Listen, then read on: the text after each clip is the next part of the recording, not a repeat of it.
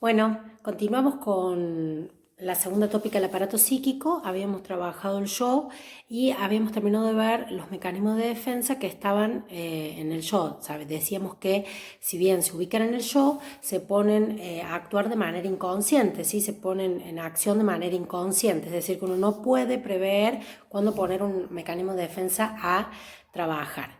Hay otros mecanismos de defensa como la sublimación, la regresión, por ejemplo. La sublimación es uno muy utilizado, sobre todo en educación, que es encauzar la energía sexual hacia fines socialmente valorados.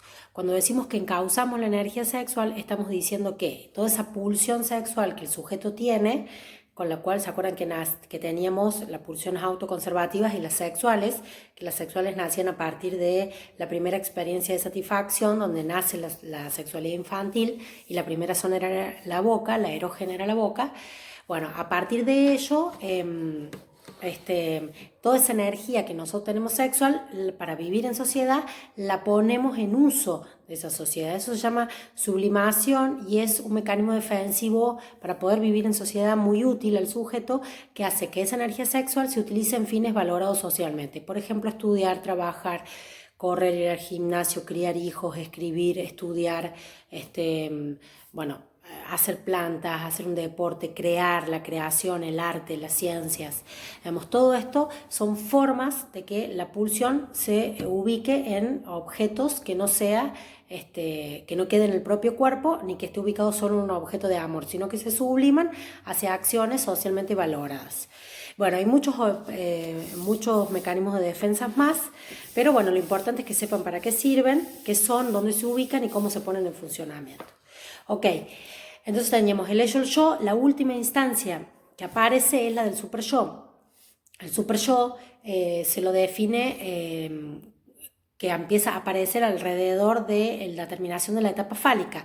Ya vamos a ver las etapas del desarrollo de la sexualidad. Yo les voy a leer qué dice en el apunte y les voy a agregar otras cositas, ¿sí? La tercera instancia del aparato psíquico es el super yo. Dice entonces, a medida que crece, continúa con sus aprendizajes, entre ellos que hay cosas que puede hacer y otras que no, y comienza así a conformarse el super yo. El niño va orientando sus conductas según lo indicado por los adultos, quienes transmiten una legalidad instaurada en el seno familiar y cultural, la que es internalizada por ese niño. Surgen así representaciones internas ideales acerca de lo que es correcto y no, y de lo que no es correcto, de las normas sociales y valores de la sociedad en que vive. El super yo representa el vigilante de los actos del sujeto, es el ideal moral, el que indica lo que debe ser, representado por el padre interior que los sujetos humanos han construido. Sigmund Freud explicará que el super yo de los niños se constituye según el super yo que los padres poseen. Así, el super yo es una parte del yo modificada por sucesivas identificaciones para formar la personalidad. El super yo interioriza la ley, las prohibiciones, regulando las relaciones humanas. Bien, entonces, el super yo es la última instancia que aparece en la segunda tópica del aparato psíquico. Según Freud, la función del super yo es comparable a la de un juez o un censor con respecto al yo. Entonces el super yo está siempre juzgando, ¿sí?, o censurando al yo. Les leo un pedazo más de lo que está en el diccionario de psicoanálisis, que lo van a tener ahí incluido. Freud considera la conciencia moral, la autoobservación y la formación de ideales como funciones del super yo. Entonces, va a ser como un juez o un censor con respecto a los actos, a las acciones del yo, y va a tener como funciones principales la conciencia, la moral, la autoobservación y la formación de ideales. La conciencia moral, ¿qué es? La conciencia moral es lo que está bien y lo que está mal, ¿sí? Esto de el angelito y el diablito que aparecen en los dibujitos.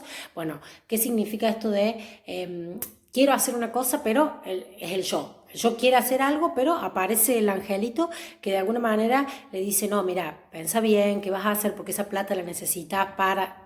Y aparece el diablito por el otro lado que le dice, pero sí, dale, anda, comprate esas zapatillas que están geniales, gástatela, la vida es una sola, digamos. Sería un poco el super yo, sería el angelito, el que dice lo que está bien o lo que está mal, la conciencia moral, el que se ubica siempre del lugar del deber ser.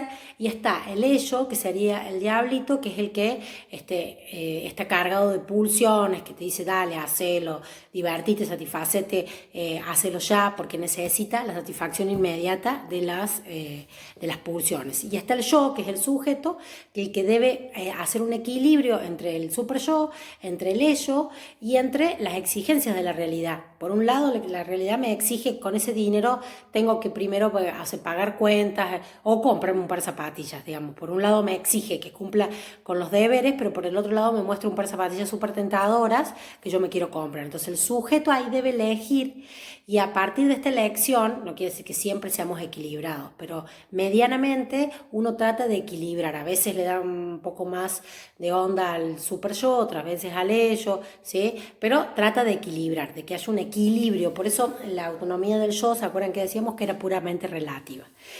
Entonces el super yo tiene la conciencia moral, la autoobservación, eso de meterme hacia adentro y mirarme qué hago, la formación de ideales, qué quiero ser, qué quiero lograr a futuro. Esto de hecho, voy a ser médico, voy a ser el mejor profesor de educación física, voy a estudiar, voy a trabajar, voy a poner mi empresa, me voy a casar, voy a tener hijos, voy a viajar por el mundo, voy a descubrir la vacuna que cure. Eso es la formación de ideales, ¿sí? A lo que yo quiero ir, el ideal, lo mejor de mí, ¿sí? Freud va a decir que eso se va a llamar luego el ideal del yo, que es hacia donde yo quiero irlo, el mejor punto y aspecto de mí, el ideal del yo, que va a hacer que el sujeto, esa parte del ideal del yo, que forma parte del super yo, va a hacer que el sujeto siempre se quiera superar y siempre quiera hacerlo mejor, de la mejor forma posible, y lograr metas superadoras todo el tiempo, ¿sí? Por eso cuando hablábamos antes decíamos los superlativos del super yo, ¿sí? Querer siempre más y mejor. Otra de las cosas que tiene, acá por acá decía que cómo se forma por sucesivas identificaciones para formar la personalidad. Es una parte del yo modificada. ¿Qué quiere decir? Que el super yo nace una vez que tenemos instaurado el yo, y el yo cómo se constituía, a través de las identificaciones con los objetos de amor. Entonces el super yo se va a dar por sucesivas identificaciones, ¿sí? que tuvo el yo, por eso es una parte del yo modificada. Y esas identificaciones claramente se van a dar con los sujetos que son importantes en nuestra vida, aquello de la función materna, función paterna, profesores, maestros, gente que ha sido importante en nuestra vida con la cual hemos logrado algún tipo de identificaciones. Por eso el super yo es una parte modificada del yo, ¿sí? Y también decíamos que aproximadamente se comienza a formar una vez que ha concluido o ha declinado el complejo de Edipo. Nosotros ya lo vamos a ver, pero el complejo de Edipo está en la etapa fálica, que es la tercera etapa del desarrollo de la sexualidad infantil y que se da aproximadamente entre los 4 y los 8 años, 4 o 5 años a los 8, más o menos, digamos, no es muy taxativo, pero más o menos en esa edad el super yo, digamos, cuando termina el complejo de Edipo se empezaría a formar. ¿Por qué se empezaría a formar con la declinación del complejo de Edipo? Porque en el complejo de Edipo se dan una serie de cuestiones muy importantes que en donde el sujeto deja de tomar a los padres como objeto de amor y empieza a lograr identificaciones con ellos. Para hacer esto, el sujeto debe atenerse a determinadas reglas y normas que se imponen en el complejo de Edipo. Estamos hablando de la nena y del varón, de los dos, en el complejo de Edipo. Entonces, ¿por qué dice? Les leo un pedacito del diccionario de psicoanálisis y dice: la formación del super yo es correlativa a la declinación del complejo de Edipo. El niño, renunciando a la satisfacción de sus deseos edípicos, marcados por la prohibición, transforma su catexis sobre los padres en identificación con los padres e interioriza la prohibición.